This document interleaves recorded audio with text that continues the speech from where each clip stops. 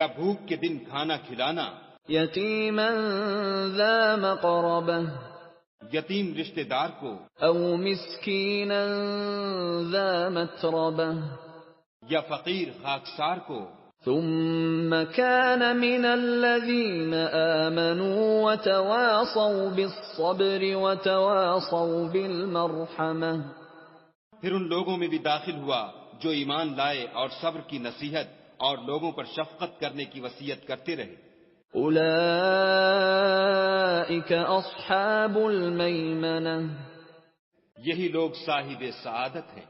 वल्लज़ीन कफ़रू बिआयातिना हुम अस्हाबुल मशअमह और जिन्होंने हमारी आयतों को न माना वो बदबख्त हैं। अलैहिम नारुम मुक़सदह ये लोग आग में बंद कर दिए जाएंगे।